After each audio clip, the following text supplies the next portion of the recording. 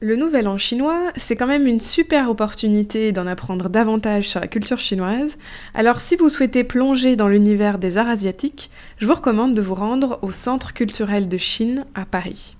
Il y a deux expositions à ne surtout pas manquer. La première s'intitule Reflet d'humeur. Elle met à l'honneur l'impression à l'eau sur planche de bois.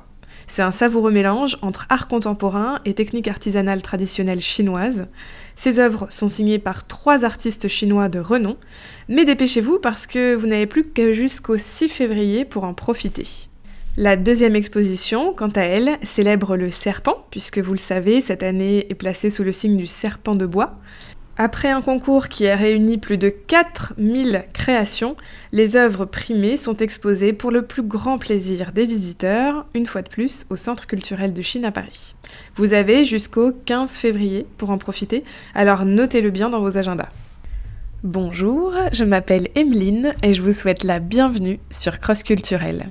Ici, vous entendrez des témoignages, des faits divers, et puis des histoires, tout simplement, en lien avec les différences culturelles.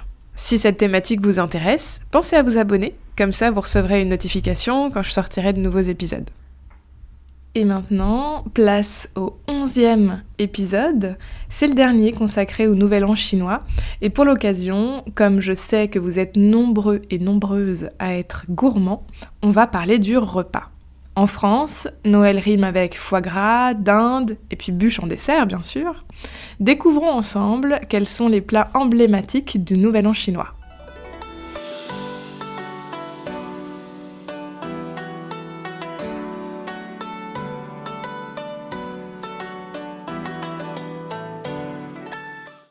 En ce qui concerne la gastronomie du Nouvel An, les raviolis, ça prend la forme des pièces d'or, yuan bao.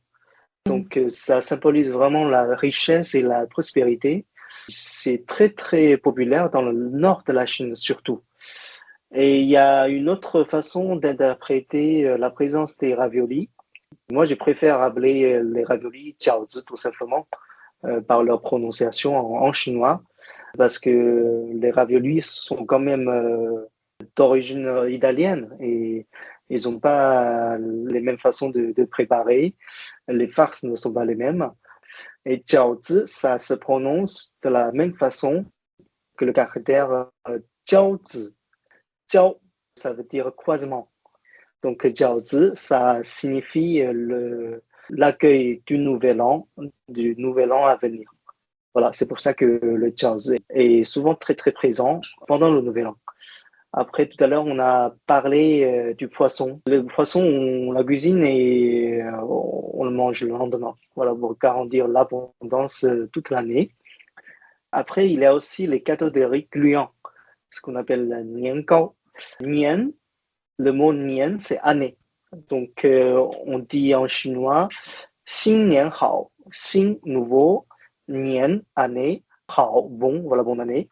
Nian gao, et le mot gao, c'est étroitement lié à la pâtisserie, à tout ce qui est fait à base de farine. Donc, gao, c'est aussi une homophonie du mot haut, gao. Donc, nian gao, les gâteaux de riz gluant, ça représente l'élévation ou la promotion, ou la croissance. Après, il y a des boules de riz gluant qui sont servies lors de la fête des lanternes. Alors, de par leur forme ronde, ça symbolise l'unité et la famille. Il y a aussi une autre nourriture qui me vient à l'esprit, ce sont des nouilles longues, des nouilles de longévité, chang shou mian. Donc, ces nouilles, souvent on les mange, je crois que 2 fois chaque année. La première fois, c'est l'anniversaire pour souhaiter la longévité à la personne qui passe son anniversaire. Et la deuxième occasion, c'est le nouvel an. Donc, ces nouilles doivent être mangées sans être coupées. Après, il y a aussi des plats qui sont courants, qui sont copieux. Par exemple, le canard laqué, que moi, personnellement, j'aime bien. Après, j'ai aussi des bonnes adresses voilà, pour le canard laqué à Paris. Bah, Ah, ça si tu m'intéresse. veux le Enfin, ça savoir, nous je pourrais te intéresse. le filer, oui, voilà. Ça marche. Le canard laqué, le porc braisé, les fruits porte-bonheur comme les mandarines et des desserts variés. Il y a vraiment une diversité de gastronomie en Chine parce que chaque région a ses propres plats typiques. On pourrait dire que si on mange tous les jours un plat chinois, ben, je crois que au moins pendant 10 ans, ça ne se répète pas. Oui, c'est vrai qu'il y a vraiment beaucoup d'options. Et puis, suivant les régions, ça va être plus ou moins épicé, plus ou moins sucré, à base de pâtes ou Mhm. bien à base de riz. Il y a vraiment une diversité qui est vraiment sympathique, je trouve. On s'ennuie jamais. Est-ce que tu penses à d'autres aspects du Nouvel An chinois, d'autres traditions, peut-être qu'on n'aurait pas expliquées jusqu'à présent? Alors, bien sûr, là, aujourd'hui, même si on y a passé des heures, voilà, et je pense pas qu'on peut expliquer de façon exhaustive tous les aspects du Nouvel An chinois parce que c'est la fête du printemps, c'est vraiment une fête qui a des connotations très, très riches, comme toutes les autres fêtes traditionnelles dans tout le pays, hein. Et il existe également de nombreuses autres traditions qui sont liées au Nouvel An et qui enrichissaient cette célébration que nous n'avons pas encore explorée. Par exemple, il y a aussi des tabous du Nouvel An. Par exemple, éviter de balayer ou de jeter les ordures le jour du Nouvel An pour ne pas chasser la chance. J'ai aussi entendu parler qu'il ne faut pas se faire couper les cheveux pendant une certaine période. Moi, je pense que c'est forcément lié à des superstitions, mais c'est assez marrant comme coutume. Il y a aussi des coutumes liées aux mots et aux actions. Par exemple, éviter les disputes, les mots négatifs qui portent malchance, qui sont considérés comme de mauvaises augures.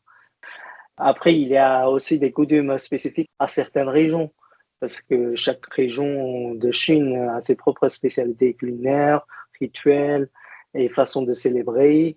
Et je pense que dans d'autres pays d'Asie aussi, ils ont leurs spécificités. Donc, si vous vous rendez dans d'autres pays asiatiques, je vous invite également à vous renseigner là-dessus avant de bien profiter de ces moments de joie. On va quand même finir sur quelques questions des abonnés. La première, c'est est-ce que les Chinois célèbrent aussi le 1er janvier ou est-ce que on célèbre uniquement le Nouvel An chinois et du coup, est-ce qu'on se dit deux fois bonne année? C'est vrai que souvent c'est le cas. On souhaite deux fois la bonne année. Voilà. Déjà, il y a le 1er janvier. Le nouvel an grégorien, c'est un jour férié officiel en Chine. On souhaite aussi la bonne année aux collègues, aux membres de famille, aux amis. Mais je pense qu'il n'a pas la même importance culturelle que le nouvel an chinois. Donc les célébrations sont plutôt modestes. Je pense que c'est souvent limité à des événements urbains ou professionnels ou commerciaux. Culturellement, il y a moins d'importance. On va peut-être souhaiter plus de choses le jour du Nouvel An, le réveillon, que le jour du 1er janvier. D'accord, donc on souhaite deux fois la bonne année, comme ça au moins on est sûr qu'elle sera vraiment très bonne. Mhm. Tout à fait, oui, voilà. Et si on souhaite profiter des festivités du Nouvel An chinois, où est-ce qu'on peut aller pour en profiter? Alors, s'il s'agit vraiment de la première expérience, je vous invite à vous rendre dans les grandes villes chinoises, par exemple Pékin, Shanghai ou Hong Kong, parce que l'ambiance y est vraiment très bonne. Il y a une diversité d'événements qui marquent cette nouvelle année. Par exemple, à Pékin, je pense qu'il y a des fêtes foraines traditionnelles et des spectacles. À Shanghai, par exemple, pendant la période du Nouvel An, surtout la fête des lanternes, les décorations lumineuses du quartier de Yuyuan, le jardin Yuyuan, c'est vraiment spectaculaire. C'est comme dans le jardin d'acclimatation à Paris. Je pense que l'année dernière, ils ont fait une collaboration avec le jardin Yuyuan qui propose des centaines de lanternes qui sont magnifiques. Je vous invite vivement à les découvrir. Après, à Hong Kong, il y a le défilé du Nouvel An et le feu d'artifice. Et je pense que c'est incontournable. Et à Hong Kong, on garde également beaucoup de coutumes traditionnelles qu'on ne voit pas forcément dans les grandes villes en Chine continentale. Après, si vous avez des amis qui sont issus des villages chinois, pourquoi pas? Parce que dans le village, la fête du printemps est vraiment fêtée d'une façon très, très, très traditionnelle. L'essentiel, c'est vraiment de rester avec les amis. Et si toutefois, vous n'avez pas l'occasion de vous rendre en Chine tout de suite, vous pouvez toujours rester en France, dans les grandes villes. Par exemple, à Paris, il y a le défilé du Nouvel An chinois dans le 13e arrondissement. C'est un événement majeur, voilà, avec les danses de lions, de dragons, des spectacles chaque année. Et je pense que dans le 3e arrondissement aussi, on fête beaucoup le Nouvel An chinois. Le mois dernier, je suis passé par une petite ruelle. C'est déjà décoré de plein de lanternes rouges et qui sont hyper jolies à voir. Après, dans d'autres villes, par exemple à Lyon, à Nice, à Marseille, je pense que forcément, il y a une forte présence de la communauté chinoise. Par exemple, à Lyon et à Marseille, il y a des consulats. Donc, ils organisent aussi pas mal de célébrations autour du Nouvel An. Donc, un petit conseil, pour ceux qui sont en Île-de-France, je vous invite à vous rendre sur le site sortiraparis.com, avec lequel le Centre culturel de Chine a aussi eu des partenariats. Il propose vraiment des informations qui sont très, très détaillées. Et voilà, cette série d'épisodes d'événements cross-culturels sur le Nouvel An chinois touche à sa fin. J'espère que cet échange avec Quentin vous aura permis d'en apprendre un petit peu plus sur le Nouvel An chinois et puis de décrypter tous les signes lors des festivités de ce week-end. Si cette série d'épisodes vous a plu, surtout n'hésitez pas, vous pouvez me mettre 5 étoiles sur votre plateforme de podcast préférée. Je vous remercie et je vous dis à très vite sur Cross Culturel.